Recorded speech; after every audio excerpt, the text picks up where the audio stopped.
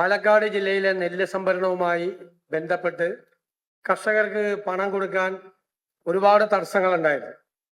ആ തടസ്സങ്ങളെല്ലാം മന്ത്രിമാരുടെ നേതൃത്വത്തിൽ യോഗങ്ങൾ ചേർന്ന് അവർ വെച്ച നിർദ്ദേശങ്ങളുടെ അടിസ്ഥാനത്തിൽ ഇന്ന് ക്യാബിനറ്റ് കൂടിയെടുത്ത തീരുമാനത്തിന്റെ പിൻബലത്തിൽ ആ പ്രശ്നങ്ങൾ പൂർണ്ണമായി പരിഹരിച്ചു. പാലക്കാട് ജില്ലയിലെ നെല്ല് സംഭരണവുമായി ബന്ധപ്പെട്ട ഒരു ശാശ്വത പരിഹാരമാണ് ഇന്നത്തെ ക്യാബിനറ്റ് നടപടിയോടുകൂടി ഉണ്ടായിരിക്കുന്നത്. ഇതുമായി ബന്ധപ്പെട്ട് 2-ാം തീയതി മന്ത്രിമാരുടെ യോഗം ചേർന്നു. പിന്നെ PRS വായ്പ അനുവദിക്കുന്നതിൽ നിന്നും പ്രാഥമിക സഹകരണ സംഘങ്ങളെ പൂർണ്ണമായി ഒഴിവാക്കി. പാലക്കാട് മാത്രമായിരുന്നു പ്രാഥമിക സംഘങ്ങൾ. അപ്പൊ എല്ലാം സിവിൽ സപ്ലൈസിന്റെ സപ്ലൈകോയുടെ കീഴിൽ കൊണ്ടുവന്നു. ഇതുവരെ 52 കോടി രൂപ ഈ പാക്സിന് പ്രൈമറി സംഘങ്ങൾക്ക് അവർ കൊടുത്തിട്ടുണ്ട്. ആ തുക കൺസോർഷ്യം കൊടുക്കും. SBI കാനറ ബാങ്ക് കൺസോർഷ്യവുമായിട്ട് നമ്മൾ ചർച്ച നടത്തി നമ്മൾ തീരുമാനം എടുത്തിട്ടുണ്ട്. അവർ കൂടി ആ കാര്യത്തിൽ സമ്മതിച്ചിട്ടുണ്ട്. അപ്പോ അതിനകത്തുള്ള തീരുമാനം പൂർണ്ണമായി എല്ലാവർക്കും പണം ഉടൻ തന്നെ വിതരണം ചെയ്യാൻ പറ്റും. പാലക്കാട് നെൽകർഷകർക്ക് ഒരു വലിയ തടസ്സമായിട്ട് നിന്നിട്ട് എല്ലാ തടസ്സങ്ങളും നീക്കി. പിന്നെ ബഹുമാനപ്പെട്ട കേരള ഹൈക്കോടതിയിൽ സംസ്ഥാന സർക്കാർ കേസുകൾ കൈകാര്യം ചെയ്യുന്നതിനായി സ്പെഷ്യൽ ഗവൺമെന്റ് ബിൽഡർമാര്, അതുപോലെ സീനിയർ ഗവൺമെന്റ് ബിൽഡർമാരെ കുറെ പേരെ നമ്മളിന്ന് നിയമിച്ചിട്ടുണ്ട്.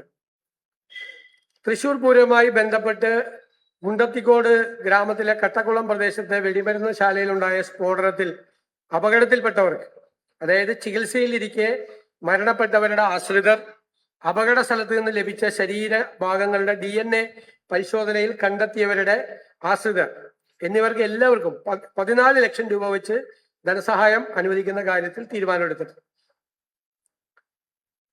ഓരോ വകുപ്പിന് കീഴിലും പ്രവർത്തിക്കുന്ന വിവിധ ബോർഡ് കോർപ്പറേഷനുകളിൽ മുൻ സർക്കാരിന്റെ കാലത്ത് നിയമിതരായി ഇപ്പോഴും തുടർന്നു വരുന്ന ചെയർമാൻ, വൈസ് ചെയർമാൻ എന്നിവരെ തൽസ്ഥാനത്ത് നിന്നും നിയമാനുസൃതമായി മാറ്റുന്നതിന് സ്വതന്ത്ര നടപടികൾ സ്വീകരിക്കാൻ തീരുമാനിച്ചിട്ടുണ്ട്. അപ്രകാരം വരുന്ന ഒഴിവുകളിൽ നിയമാനുസൃതം പുതിയ നിയമനങ്ങൾ നടത്തും.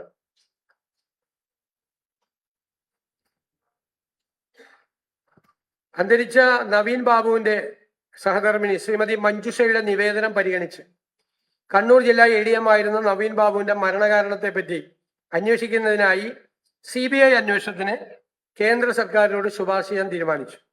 അദ്ദേഹത്തിന്റെ മകൾ കുമാരി നിരഞ്ജന നായർക്ക് പ്രത്യേക കേസായി പരിഗണിച്ച് ആശ്രിത നിയമനം നൽകാൻ റവന്യൂ വകുപ്പിന് നിർദ്ദേശം നൽകി. കേരളത്തിലെ തീരപ്രദേശത്തെ കടലിൽ 2026 ജൂൺ 10 മുതൽ ജൂലൈ 31 വരെ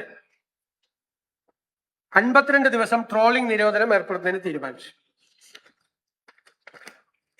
ഇതാണ് മന്ത്രിസഭാ തീരുമാനം. പിന്നെ ഇന്ന് സഭയിൽ വച്ച വൈറ്റ് പേപ്പറുമായി ബന്ധപ്പെട്ട കാര്യങ്ങളാണ് വിശദീകരിക്കാൻ ആഗ്രഹിക്കുന്നത്. ഞാൻ നിയമസഭയിൽ പറഞ്ഞതുപോലെ ഈ ധവളപത്രം ഒരു കുറ്റാന്വേഷണ റിപ്പോർട്ടോ ഒരു പൊളിറ്റിക്കൽ ഡോക്യുമെന്റോ ഒന്നുമല്ല. സർക്കാർ അധികാരമേക്കുന്ന സമയത്ത് fiscal health of the state ആണ്. സംസ്ഥാനത്തിന്റെ സാമ്പത്തിക ആരോഗ്യം എന്താണ് എന്ന് എല്ലാ വിഭാഗം ജനങ്ങളെയും, സാധാരണക്കാരായ ആളുകളെ ഉൾപ്പെടെയുള്ളവരെ ബോധ്യപ്പെടുത്തുന്നതിനുള്ള ഡോക്യുമെന്റാണ്. എത്ര വരുമാനം നമുക്ക് ലഭിക്കുന്നു, എത്ര ചെലവഴിക്കുന്നു, എത്ര ബാധ്യതകളുണ്ട്, ഭാവിയിൽ എത്ര സാമ്പത്തിക പ്രതിസന്ധികൾ ഉണ്ടാകും എന്നെല്ലാമാണ് ഇതിൽ പറയുന്നത്. വൈറ്റ് പേപ്പർ അനിവാര്യമാകുന്ന മറ്റൊരു പ്രധാന കാരണം പുതിയ സർക്കാർ അവതരിപ്പിക്കാൻ പോകുന്ന ബജറ്റിന്റെ പശ്ചാത്തലത്തിലാണ്. കഴിഞ്ഞ സർക്കാർ പാസാക്കിയ 26-27 ബജറ്റിലെ ന്യൂനതകളുടെ യഥാർത്ഥ ചിത്രം അതിനകത്ത് വരും. ഞാൻ നിയമസഭയിൽ പറഞ്ഞതുപോലെ 25-26 ബജറ്റ് കണക്കുകൾ പ്രകാരം കേരളത്തിന്റെ ആകെ ബാധ്യത 5.07 ലക്ഷം കോടിയാണ്. ഇത് സ്റ്റേറ്റിന്റെ GSTPയുടെ 35.5%. ഈ കടം കണക്കാക്കുന്നത്, കടത്തിന് പരിധിയുള്ളത് കൊണ്ട് കടം കണക്കാക്കുന്നത് സ്റ്റേറ്റ് GDPയുടെ GSTPയുടെ എത്ര ശതമാനം വരുമെന്നാണ്. 35.5% കടം വരുന്നത്. അതായത് 18 പ്രധാന സംസ്ഥാനങ്ങളുടെയാണ് നമ്മൾ സാധാരണ എടുക്കാറുള്ളത്. അത് ദേശീയ ശരാശരി 29.2ഉം ഈ 18 സംസ്ഥാനങ്ങളുടെ ശരാശരി 28.81ആണ്. അപ്പൊ കേരളത്തിൻ്റെത് 35.5%. ഉയർന്ന തോതിലാണ് ഈ കടവും GSTPയും തമ്മിലുള്ള റേഷ്യോ. പലിശ സംസ്ഥാനത്തിന്റെ പലിശ ചെലവ് വരുമാന ചെലവിന്റെ മൊത്തമുള്ള വരുമാനത്തിന്റെ നമ്മൾ ചെലവഴിക്കുമ്പോൾ അതിന്റെ 17.73% വരും. ദേശീയ ശരാശരി 11.99%. ഭയങ്കര വലിയ തുക പലിശ എടുത്തിരിക്കുന്നത്, വലിയ പലിശയ്ക്കൊക്കെ എടുത്തിരിക്കുന്നതുകൊണ്ട് പലിശ മൊത്തം എക്സ്പെൻഡിച്ചറിന്റെ 17.73% പലിശയ്ക്ക് വേണ്ടിയിട്ട് പോവുക. വികസന ചെലവ് ആകെ ചെലവിന്റെ 39.9% മാത്രമാണ് ആകെ വികസന കാര്യങ്ങൾക്ക് വേണ്ടി ചെലവഴിക്കുന്നത്. ദേശീയ ശരാശരി 63.5. വ്യത്യാസം മനസ്സിലായ കേരളത്തിന്റെ? അപ്പൊ കൂടുതൽ പൈസ ചെലവാക്കുന്നത് കമ്മിറ്റഡ് എക്സ്പെൻഡിച്ചറിനാണ്. പലിശ, ശമ്പളം, അത് മനസ്സിലായ, പെൻഷൻ, അങ്ങനെയുള്ള കാര്യങ്ങൾക്ക്.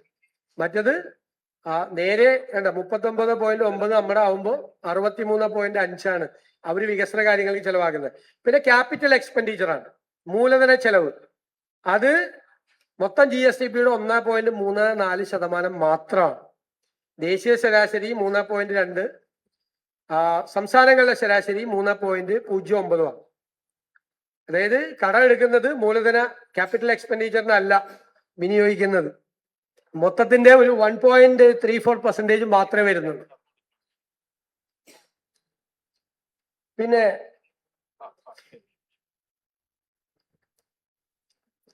ഇതാണ് ഏറ്റവും പ്രധാനപ്പെട്ട കാര്യം. ഞാനിതിപ്പോ നിയമസഭയിൽ പറയേണ്ട ഒരു സാഹചര്യം ഉണ്ടായതുകൊണ്ടാണ്. അതായത് 35,000 കോടി രൂപയുടെ പ്ലാനാണ് ഇപ്പൊ നിലവിലുള്ള പ്ലാൻ. അതിനാണല്ലോ ഞങ്ങൾ ഗവൺമെന്റ് ഓൾട്ടർനേറ്റീവ് മെമ്മോറാണ്ടം കൊണ്ടുവന്ന് ബജറ്റ് കൊണ്ടുവരുന്നത്. ഇതിൽ 20,500 കോടി ഇപ്പൊ ഇല്ല. 15,000 കോടി ബാക്കിയുള്ളൂ. കഴിഞ്ഞ ഗവൺമെന്റിന്റെ കാലത്തെ തെറ്റായ കണക്കാണ്. പ്ലാൻ അങ്ങനെ ഒരിക്കലും കൂട്ടാൻ പാടില്ല. അതായത് അവരുടെ ഒരു കണക്ക് 15ാം ധനകാര്യ കമ്മീഷന്റെ കാലത്ത് 55,000 കോടി രൂപ 5 കൊല്ലമായി റവന്യൂ ഡെഫിസിറ്റ് ഗ്രാന്റ് കിട്ടി. അതുകൊണ്ട് ഇനി വരാൻ പോകുന്ന 16ാം ധനകാര്യ കമ്മീഷനും അതുപോലെ ഗ്രാന്റ് തരും. ആദ്യത്തെ വർഷം 14,137 കോടി രൂപ കിട്ടും എന്ന് പ്ലാനിൽ എഴുതി വെച്ചു. അത് കിട്ടിയേക്കാം എന്നാണ് സംഭവം. പക്ഷെ 16ാം ധനകാര്യ കമ്മീഷൻ എന്ത് ചെയ്തു? റവന്യൂ ഡെഫിസിറ്റ് ഗ്രാന്റ് നിർത്തലാക്കി. അപ്പൊ പ്ലാനിലെ 14,137.69 കോടി ഇല്ല. മനസ്സിലാക്കണം. 2, 16ാം ധനകാര്യ കമ്മീഷൻ 15 ധനകാര്യ കമ്മീഷൻ നമുക്ക് തന്നിരുന്നത് 1.92% ഡെവല്യൂഷൻ, നികുതി വിഹിതം. അപ്പോ കഴിഞ്ഞ ഗവൺമെന്റ് കണക്ക് കൂട്ടി അത് 2.8 കിട്ടുമെന്ന്. ഏത് കണക്കിന്റെ അടിസ്ഥാനത്തിലാണ് കൂട്ടിയെന്ന് എനിക്കറിയില്ല. പക്ഷെ കിട്ടിയപ്പോ 2.38 കിട്ടിയുള്ളൂ. അതിൽ നഷ്ടം 5,758.93 കോടിയാണ്.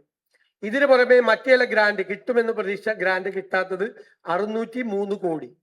അപ്പൊ 35,000 കോടി രൂപയുടെ പ്ലാനിൽ 20,500 കോടി ഇല്ല.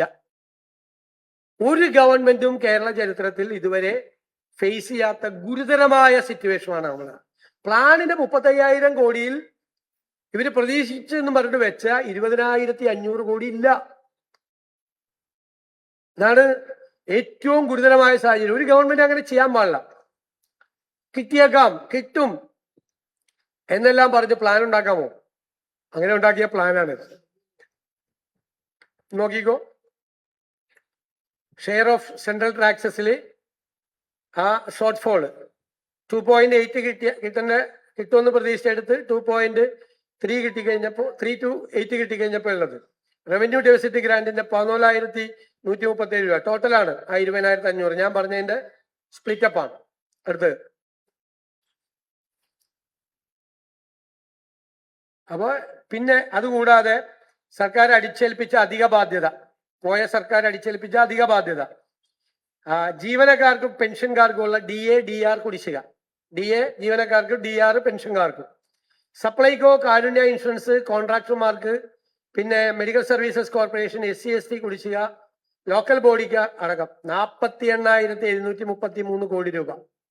ഇതിൽ 21,690 കോടി രൂപ ഇമ്മീഡിയറ്റ് ആയിട്ട് കൊടുക്കണം. ഇതിന് കൂടാതെ കഴിഞ്ഞ LDF സർക്കാരിന്റെ കാലത്ത് ശമ്പള കമ്മീഷന്റെ കാലാവധി പൂർത്തിയായി അവരുടെ റിപ്പോർട്ട് കൊടുത്ത് അതിന്മേൽ നടപടി ആ ഗവൺമെന്റ് എടുക്കണമായിരുന്നു. അത് മനഃപൂർവ്വം പേ കമ്മീഷൻ വെക്കാതെ അവസാന സമയത്ത് പേ കമ്മീഷൻ വെച്ച് ഈ ഗവൺമെന്റ് വരുമ്പോൾ പേ കമ്മീഷൻ റിപ്പോർട്ട് തന്ന് ഗുരുതരമായ ബാധ്യത ഒരു ഗവൺമെന്റിന്റെ തുടക്കത്തിൽ തന്നെ ഈ ഗവൺമെന്റിന് ഉണ്ടാക്കി വെക്കും. വേറെ ഇതുകൂടാതെ കിഫ്ബിയുടെയും പെൻഷൻ കമ്പനിയുടെയും ബാധ്യത ഈ തുകയിൽ ഉൾപ്പെട്ടിട്ടില്ല. അല്ലാതെയാണ് ഇത്രയും ഹ്യൂജ് എമൗണ്ട് വരുന്നത്. നോക്കിക്കോ, DRES 21,670, DR എന്ന് പറയുന്ന പെൻഷൻകാർക്കുള്ളത് 14,000. ബിൽ ഡിസ്കൗണ്ടിങ് സിസ്റ്റം, ബാങ്കുകൾക്കും കോൺട്രാക്ടർമാർക്കും ഉള്ള ആ ഡിസ്കൗണ്ടിങ് സിസ്റ്റം ഉണ്ട് കോൺട്രാക്ടർമാർക്ക് പൈസ കൊടുക്കുന്നത്. അതിൽ ബാങ്കുകൾക്ക് കൊടുക്കാനുള്ളത് 3,431 കോടി. UGC DRES യൂണിവേഴ്സിറ്റിയും കോളേജ് സ്റ്റാഫിന് 1,500 കോടി. ഹെൽത്ത് ഇതും കാസ്പ് മറ്റേ കാരുണ്യ സ്കീമിന് കൊടുക്കാനുള്ളത് 2,017 കോടി.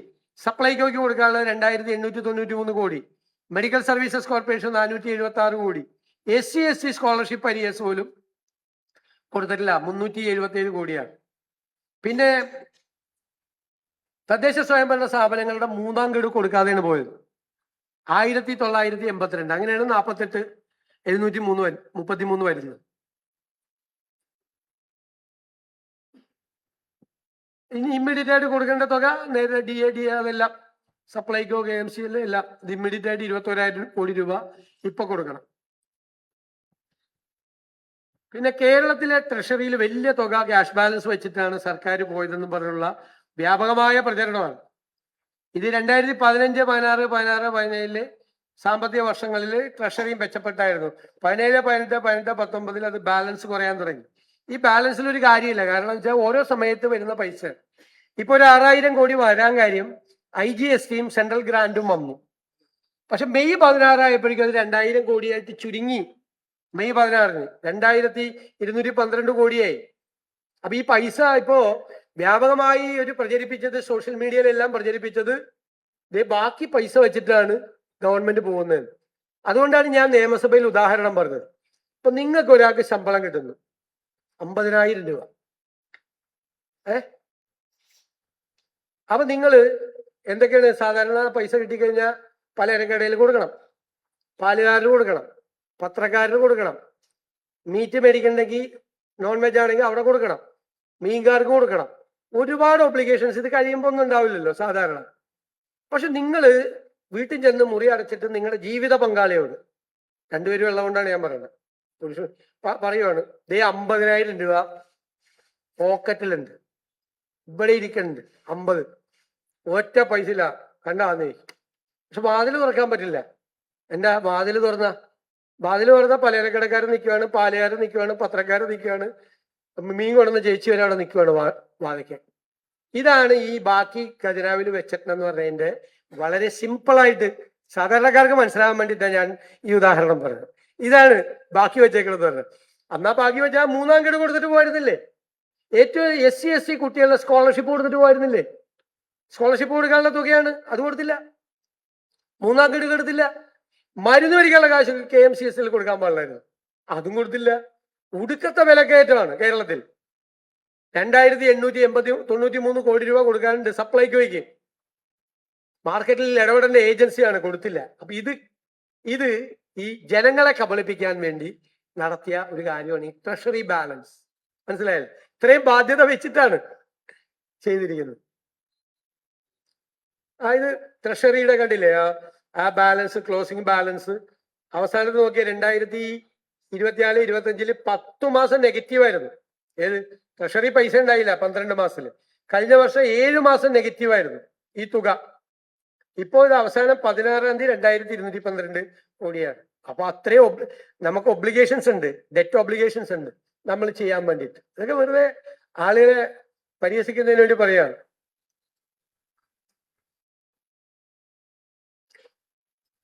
ഇപ്പൊ പദ്ധതി എക്സ്പെൻഡിച്ചർ കാണിക്കുന്നതിനും ഒരു ചെറിയ കൗശലം കാണിക്കുന്നുണ്ട്. ഇപ്പൊ നോക്കിയേ, പദ്ധതി വെട്ടിച്ചുരുക്കിയിരിക്കുകയാണ്. 24, 23, 24 യഥാർത്ഥത്തിൽ ചെയ്തത് 30,000 കോടി ആണ് പദ്ധതി. ചെലവ് വരുത്തിയിരിക്കുന്ന 32,000 കോടിയായിട്ട് കാണിക്കണം. 127% പ്ലാൻ എക്സ്പെൻഡിച്ചർ എന്നാണ്. നിങ്ങൾ ഞെട്ടിപ്പോവും. അതായത് പ്ലാനിൽ കട്ട് ചെയ്തേക്കുവാണ്. ശരിക്കും 30,000 കോടിയിൽ വലിയ തുക ഈ 24, 25, 23, 24 കുറവ് വന്നു, വലിയ തുക പ്ലാൻ സൈസിൽ ഇല്ലേ, കട്ട് ചെയ്തു. ഇതെന്താ ഇങ്ങനത്തെ കണക്ക് വന്നതെന്നറിയാമോ?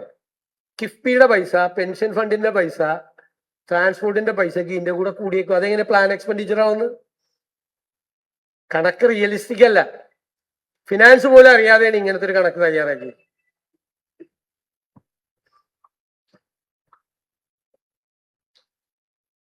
പിന്നെ നമുക്ക് ലഭിക്കുമെന്ന് കരുതുന്ന തനത് വരുമാനം യഥാർത്ഥ തുകയും തമ്മിൽ വലിയ അന്തരമാണ്. സംസ്ഥാനത്തിന്റെ തനത് വരുമാനം GSTP റേഷ്യോയിൽ 7.75 പക്ഷെ നാഷണൽ ആവറേജ് 8.5 ആണ്. നമ്മുടെ SOTR തനത് നികുതി വരുമാനം അത് GSTP അനുപാതത്തിൽ 6.41 ദേശീയ ശരാശരി 6.90 കുറവാണ്.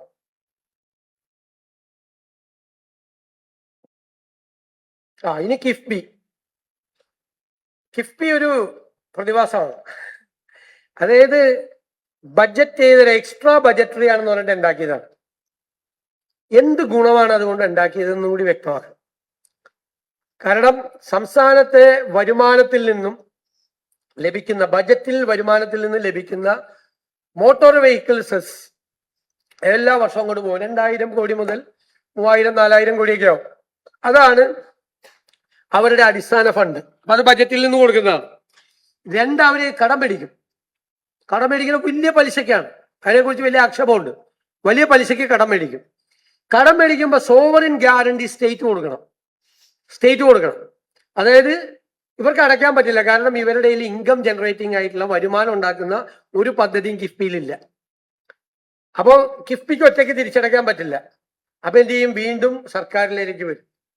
അപ്പൊ സർക്കാർ തന്നെ പണം, അടിസ്ഥാന ഫണ്ടും കൊടുക്കണം, കടം മേടിക്കുന്ന തുകയും സർക്കാർ കൊടുക്കണം. അതിന്റെ വലിയ പലിശ, ഭയങ്കര പലിശ, ഞാൻ കാണിച്ചു തരാം. വലിയ പലിശക്കാണ് കടം മേടിച്ചിരിക്കുന്നത്. ഈ പലിശയും സർക്കാർ കൊടുക്കണം.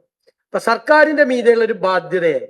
ഇത് സർക്കാരിന് പുറത്താണ് പ്രവർത്തിച്ചിരുന്നത്. ധനകാര്യ വകുപ്പിനെ പോലും അറിയിക്കാതെ പ്രത്യേക സാമ്രാജ്യമായിരുന്നു കിഫ്ബിയുടെ സാമ്രാജ്യം.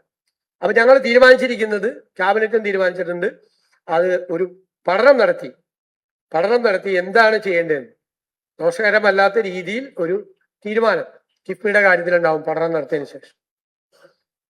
വരിക.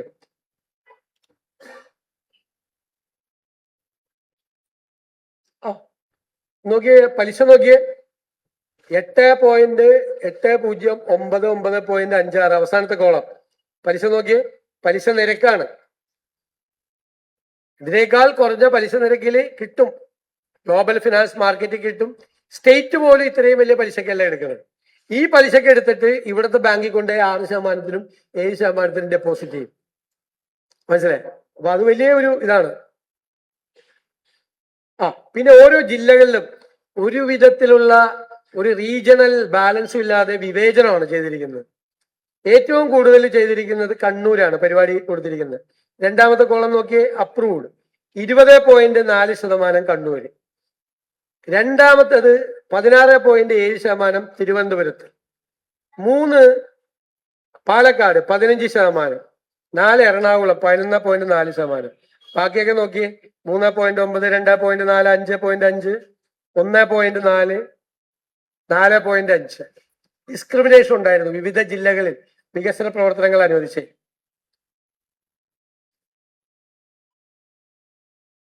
ഇത് അരിയേഴ്സ് ആണ്. സംസ്ഥാന ഗവൺമെന്റിന് ലോൺ റീപേയ്മെന്റിലുള്ള സംസ്ഥാന ഗവൺമെന്റ് കിട്ടാനുള്ള പൈസയാണ് കാണിച്ചിരിക്കുന്നത്, പണ്ട് മുതലേ ഉള്ളത്. പിന്നെ സോഷ്യൽ സെക്ടറിലേക്കുള്ള ഓരോ സ്പെൻഡിങ് ഇപ്പൊ നോക്കിക്കോ. അഗ്രികൾച്ചർ ആൻഡ് അലൈഡ് സർവീസ്, കൃഷിക്ക് വേണ്ടി 2015-16 6.19 ഉണ്ടായിരുന്നത് ഇപ്പോ കുറഞ്ഞ് 3.20 2.97% കൃഷിയുള്ളത്. 15-ൽ നിന്ന് 10 കൊല്ലം കഴിഞ്ഞപ്പോ പെർസെൻറ്റേജ് കൃഷിക്ക് വേണ്ടി ചെലവാക്കുന്ന തുക പകുതിയായി കുറഞ്ഞു. റൂറൽ ഡെവലപ്മെന്റ് 11.10 ഉണ്ടായിരുന്നത് 5.97 സഹകരണം 0.46, 0.10 ഇറിഗേഷൻ എല്ലാം കുറഞ്ഞു. പവർ 4.7, അത് മാത്രമാണ് കൂടിയിരിക്കുന്നത്, പവറിന്റെ മാത്രം. ബാക്കി എല്ലാം കുറവാണ്.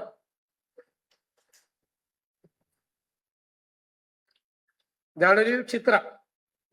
അപ്പൊ ഗുരുതരമായിട്ടുള്ള ഈ പ്ലാനുമായി ബന്ധപ്പെട്ടുള്ള 20,500 കോടി രൂപയുടെ പ്രശ്നം, 48,000 കോടി രൂപയുടെ ബാധ്യത, മറ്റു ബാധ്യതകൾ കൂടാതെയാണ്, പലിശ ബാധ്യതകൾ കൂടാതെയാണ്.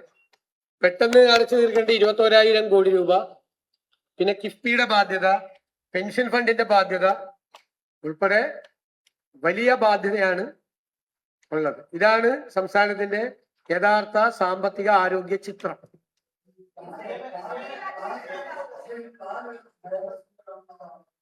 ഏതാ?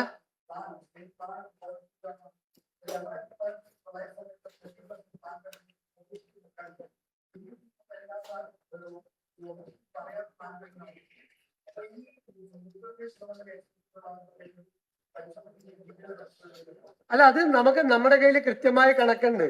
ആ 127% പ്ലാൻ എക്സ്പെൻഡിച്ചർ ഇല്ല. പ്ലാനിൽ പെടാത്ത തുകയുടെ എക്സ്പെൻഡിച്ചർ കൂടി ഇതിനകത്തേക്ക് ചേർത്തിരിക്കുകയാണ്. ചേർക്കാൻ പാടില്ല. അത് ഈ കിഫ്ബിയിലെ KSRTC മറ്റു തുകകള്, പെൻഷൻ ഫണ്ടിന്റെ ഒക്കെ പൈസ ഇതിനോട് ചേർത്തേക്കുക. ഫിനാൻസ് പോലും അറിയാതെ ചേർത്തേക്കുവാണ്.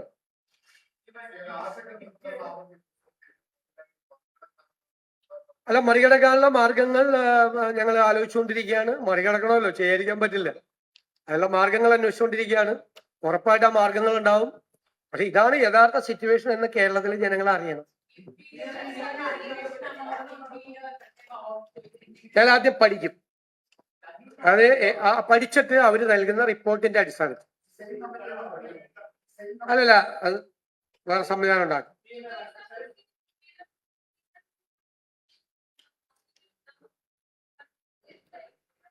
KSRTC അല്ല, നമ്മുടെ ലക്ഷ്യം എന്ന് പറയുന്നത് അവരെ കുറച്ചുകൂടി സെൽഫ് റിലയന്റ് ആക്കാനാണ്. സ്വയം പര്യാപ്തമാക്കാനുള്ള ശ്രമങ്ങൾ നടക്കും. കറക്റ്റ് ചെയ്യും.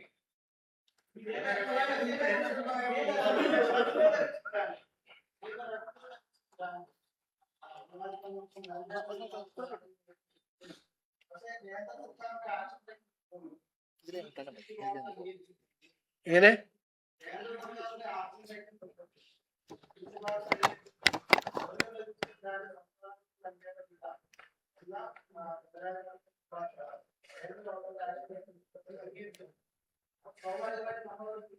അല്ല, ഇപ്പൊ എന്തായാലും ഇല്ലല്ലോ. ഇപ്പൊ ഈ 14,000 കോടി കിട്ടില്ലല്ലോ. വേണ്ടെന്നാണ് അവർ ശുപാർശ കൊടുത്തേക്കണത്.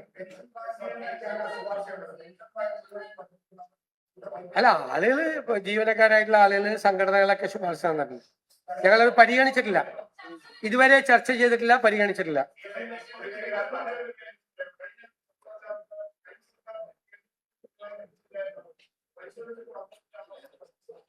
അല്ല, അത് നമ്മൾ നോക്കിക്കൊണ്ടിരിക്കുകയാണ്. ഏതെല്ലാം ഭാഗത്താണ് കിട്ടാനുള്ളത്. ഓഡിറ്റിംഗ് ചെയ്ത സർട്ടിഫിക്കറ്റ് കൊടുക്കണം, യൂട്ടിലിറ്റി സർട്ടിഫിക്കറ്റ് കൊടുക്കണം. അതെല്ലാം പരിശോധിച്ചുകൊണ്ടിരിക്കുകയാണ്. പക്ഷെ കഴിഞ്ഞ സർക്കാർ പറഞ്ഞ ചില കാര്യങ്ങൾ ശരിയല്ല. അതായത് അവര് പറഞ്ഞു GST കോമ്പൻസേഷൻ 5 കൊല്ലം കിട്ടി, 6ാമത്തെ കൊല്ലം കിട്ടുമായിരുന്നെങ്കിൽ 12,000 കോടി കിട്ടുമെന്ന്. അതെങ്ങനെ കിട്ടണം? GST ബില്ല് പാർലമെന്റ് പാസ്സാക്കിയത് 5 കൊല്ലത്തേക്ക് കോമ്പൻസേഷനാണ്. 5 കൊല്ലത്തേക്കുള്ള കോമ്പൻസേഷനെ പറഞ്ഞിട്ടുള്ളത്. അത് മാറ്റും 5 കൊല്ലത്തേക്കുള്ള കോമ്പൻസേഷനാണ്. അതെങ്ങനെ 6ാമത്തെ കൊല്ലം കിട്ടുമായിരുന്നെങ്കിൽ എന്ന് പറഞ്ഞൊരു എമൗണ്ട് വയ്ക്കണത്? മനസ്സിലായി? ഇപ്പൊ പറഞ്ഞ കാര്യത്തിലത്തെ ഒരു എമൗണ്ട് ആണത്.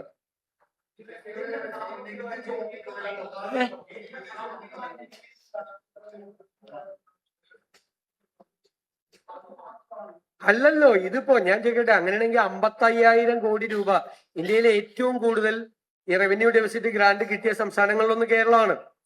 അപ്പൊ ഈ 55,000 കോടി 5 കൊല്ലം കൊണ്ട് കേന്ദ്രത്തിൽ നിന്ന് ഗ്രാന്റ് കിട്ടി. ഇപ്പൊ ഞങ്ങൾക്ക് 16ാം ധനകാര്യ കമ്മീഷന്റെ കാലത്താണ് ഞങ്ങൾ ഭരിക്കാൻ പോകുന്നത്. ഞങ്ങൾക്ക് അതില്ല. അപ്പോഴോ?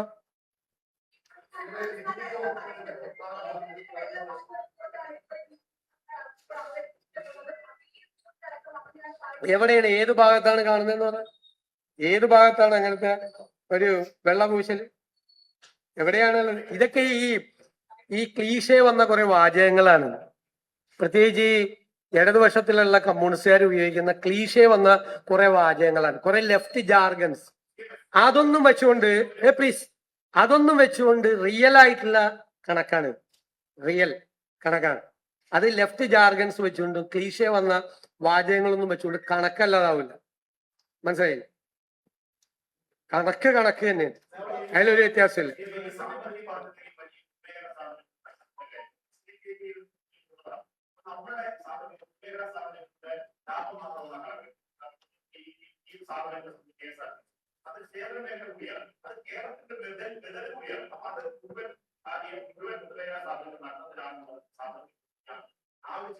അല്ല അതല്ലല്ലോ പറഞ്ഞത്, അതിപ്പോ എല്ലാ കാലത്തും നഷ്ടത്തിലല്ലേ.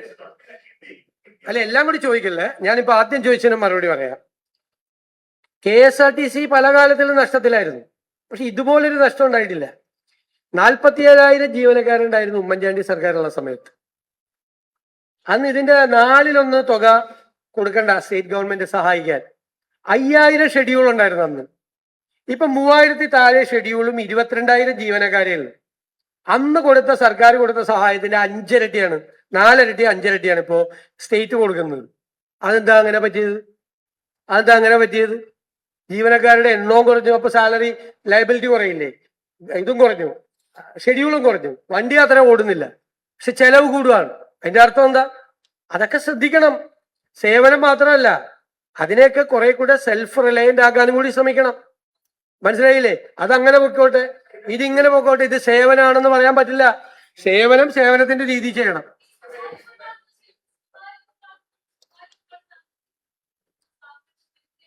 അല്ല, അതൊക്കെ ഒരു പോളിസി മാറ്റർ ആണ്. സ്വകാര്യ ഇൻവെസ്റ്റ്മെന്റുകൾ ഞങ്ങൾ സ്വാഗതം ചെയ്തിട്ടുണ്ട് നയപ്രഖ്യാപനത്തിൽ.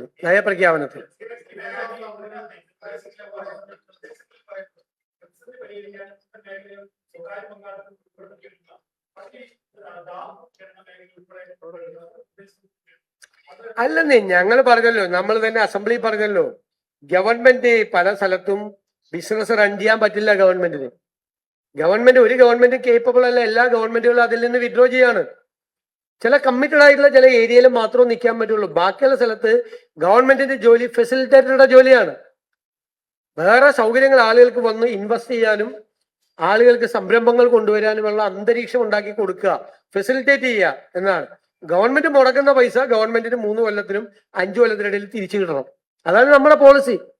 ഇതൊക്കെ ഈ ഞാൻ പറഞ്ഞ കുറെ വാക്കുകൾ ഉപയോഗിച്ച് ഇതൊക്കെ 10-25 കൊല്ലമായിട്ട് ഇങ്ങനെ സ്റ്റാഗ്നന്റ് ആയി കിടക്കാണ്, അനങ്ങാതെ കിടക്കുകയാണ്. നമ്മൾ ഈ പൊതുജനത്തിന്റെ പണം, നിങ്ങളിത് ആലോചിക്കണം, ഞാനും നിങ്ങൾ കൊടുക്കുന്ന നികുതി പണം തെറ്റായ രീതിയിൽ മിസ്മാനേജ്മെന്റ് കൊണ്ട് അത് നശിപ്പിക്കുകയാണ്. എന്നിട്ട് നമ്മൾ ഓരോ വർഷം ഓരോ കണക്കും പറഞ്ഞിട്ട് ഓരോ കാര്യം ഓരോ ന്യായം പറയാണ് നമ്മൾ. അതിൽ നിന്ന് നമ്മൾ മോചിതരാവണം. ജനങ്ങളുടെ നികുതി പണം മുടക്കി ചെയ്യുന്ന സംരംഭങ്ങൾ അവിടെ എന്താണ് നടക്കുന്നത് എന്നുള്ള കൃത്യമായ പരിശോധന വേണം. 1 രൂപ സർക്കാരിന്റെ ചെലവാക്കുന്നുണ്ടെങ്കിൽ അത് നികുതി പണമാണ്. ആ നികുതി പണം ചെലവഴിക്കുന്നതിൽ സുതാര്യത വേണം. അതിന് ആവശ്യമായ കാലാനുസൃതമായ പരിഷ്കരണ കാര്യങ്ങൾ വേണം. ഇത് ഔട്ട്ഡേറ്റഡ് ആണ്, കാലഹരണപ്പെട്ട രീതികൾ ഇപ്പോഴും വെച്ചുകൊണ്ട് കിടക്കുകയാണ്.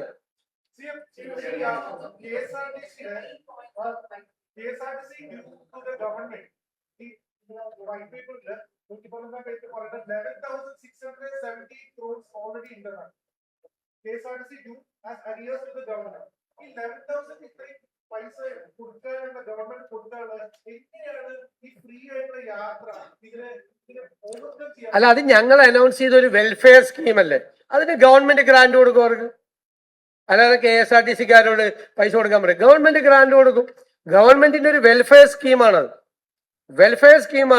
ഞങ്ങൾ ജനങ്ങളോട് പറഞ്ഞ് ഡിക്ലെയർ ചെയ്ത ആ സ്കീമിന് ആവശ്യമായ പൈസ ബജറ്റിൽ മാറ്റിവെക്കും.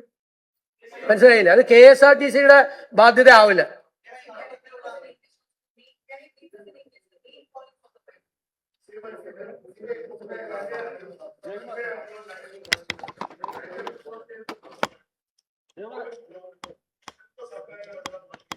എന്താണ്?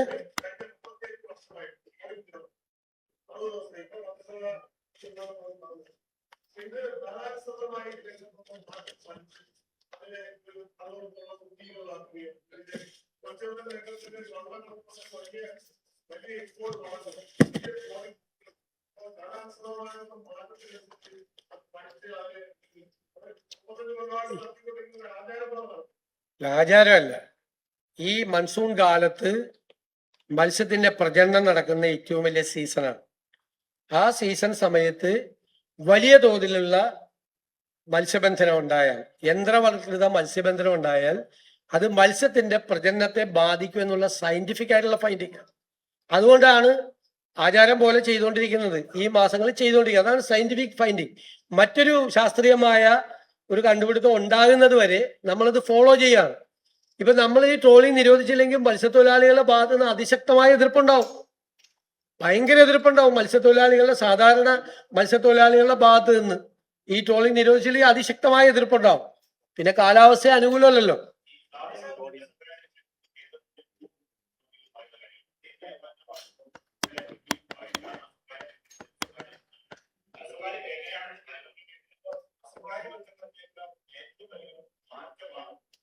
ആ ഉറപ്പായിട്ട് പ്രൈവറ്റൈസ് ചെയ്യണമല്ലോ, അതെല്ലാം പ്രൈവറ്റൈസ് ചെയ്യണം. എല്ലാത്തിലും ചെയ്യേണ്ടി വരുമല്ലോ, തീർച്ചയായിട്ടും ചെയ്യേണ്ടി വരും. പ്രൈവറ്റ് ഇത് ചെയ്യേണ്ടി വരും.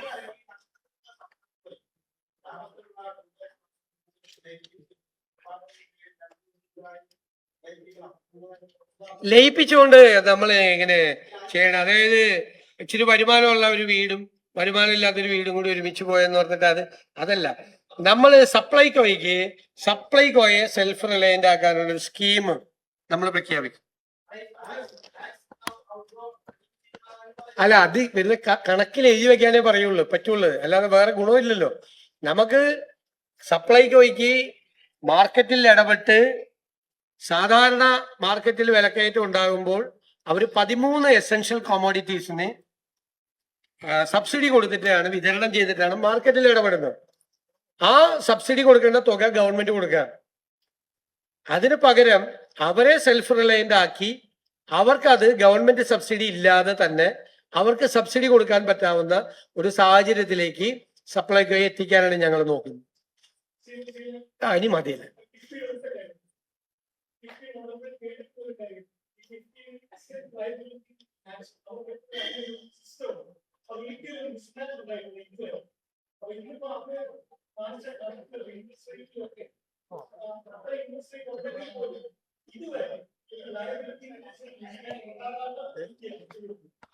അല്ലല്ല, അവര് പൈസ ഒന്നും അടയ്ക്കുന്നില്ലല്ലോ, സർക്കാർ കൊടുക്കുന്ന പൈസയല്ലേ അവരടയ്ക്കുന്നത്. അതെങ്ങനെ ഉണ്ടാകുന്ന? അവര് ഒരു പൈസ ഇൻകം ജനറേറ്റ് ചെയ്യുന്നില്ല. സർക്കാരിന്റെ ഗ്യാരണ്ടിയിൽ അവർ കടം കൊടുക്കുന്നു, സർക്കാരിന്റെ പൈസ കൊടുത്ത് അവർ ബേസിക് കോർപ്പസ് ഉണ്ടാക്കുന്നു. അതുകൊണ്ട് എന്താ കാര്യം? ബാധ്യത മുഴുവൻ സർക്കാരിനല്ലേ ഇവരുണ്ടാക്കി വെക്കുന്ന ബാധ്യത. മാത്രമല്ല, ഇപ്പൊ 30,000 കോടി ചെലവാക്കിയെന്ന് പറയും. പ്ലാനിലാണ് അത് ചെലവാക്കിയെങ്കിൽ 3,000 കോടി രൂപ പട്ടികജാതിക്കാർക്ക് കിട്ടിയത്. ഇപ്പൊ എത്രയാണെന്നറിയാം? 30,000 കോടി ചെലവാക്കിയപ്പോ 80 കോടിയാണ് പട്ടികജാതിക്കാർക്ക് കിട്ടിയത്. അതൊരു കോൺസ്റ്റിറ്റ്യൂഷണൽ പ്രൊവിഷനെതിരാണത് അങ്ങനെ ചെയ്യുന്നത്. നമ്മൾ 30,000 കോടിയിലെ 3,000 കോടി അവർക്ക് കിട്ടുന്ന പൈസയാണ്. അത് പ്ലാനിലുണ്ടായിരുന്നെങ്കിൽ ആ പ്ലാനിൽ നിന്ന് അത് പുറത്തേക്ക് കൊണ്ടുപോയി, ബജറ്റിൽ നിന്ന് പുറത്തേക്ക് കൊണ്ടുപോയിട്ട് 80 കോടി, 3,000 കോടി പട്ടികജാതിക്കാർക്ക് കിട്ടേണ്ട സ്ഥലത്ത് 80 കോടിയാണ് കൊടുത്തിരിക്കുന്നത്. അതല്ലെങ്കിലും ഉണ്ടാവുമല്ലോ. ഈ കാശ് PWDയെ കൊണ്ട് ചെയ്യിപ്പിച്ചിരുന്നെങ്കിൽ ഇതൊക്കെ ഉണ്ടാവുമായിരുന്നല്ലോ. ഉണ്ടാവില്ലേ? സ്പെഷ്യൽ സ്കീമായിരുന്നെങ്കിൽ.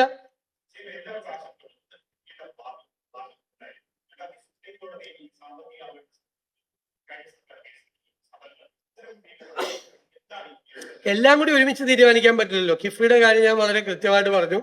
അത് പഠിച്ച് ഒരു വിദഗ്ധ സമിതി അത് പഠിച്ച് അവർ റിപ്പോർട്ട് തരുന്നതിന്റെ അടിസ്ഥാനത്തിൽ തീരുമാനമെടുക്കും.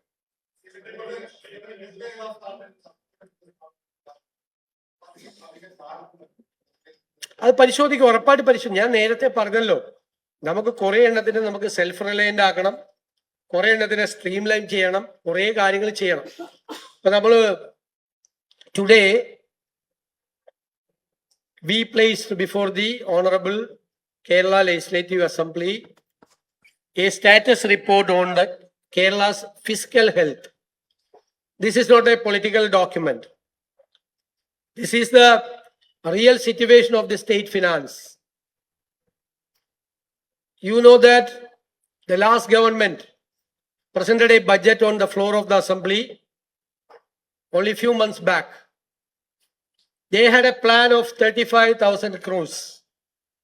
Unfortunately, a huge amount, a major chunk of the plan amount is not in the plan now. Why that has happened? It was a wild guess from the last government side. They expected more than 14,000 crores from the revenue deficit grant, which was allowed by the 15th Finance Commission. They expected this much of amount from the 16th Finance Commission. But 16th Finance Commission recommended that there is no need of revenue deficit grant.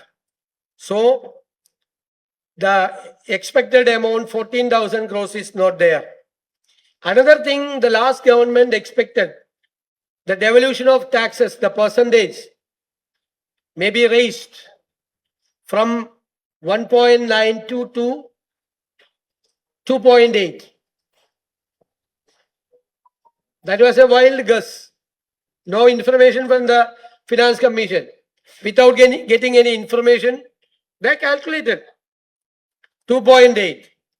But the recommendation of the 16th Finance Commission is only 2.38. So we have to find out another 5,758 crores. And some other grants expected, not going to receive. That is 600 crores. So 20,500 crores is not there. This is a peculiar situation, not faced by any of the governments so far in Kerala. And the other indicators also shows that our fiscal situation is very vulnerable. Outstanding liabilities, that is the liabilities of the state government, is 5.5% of the GSDP. The national average is 29.2. Major 18 states average is 28.81. Kerala is having a biggest debt GSDP ratio. And committed expenditure, just like interest and other things, 77.6% of revenue receipts. National average, it is only 46.1. Development expenditure, our aggregate disbursement is very low when we are comparing the national average of 63.5. Ours is only 39.9. Capital expenditure is also very bad, 1.34%, where the national average is 3.2%. Interest payments, that is also a committed expenditure, 70.73% of revenue expenditure, while the national average is only 11.99.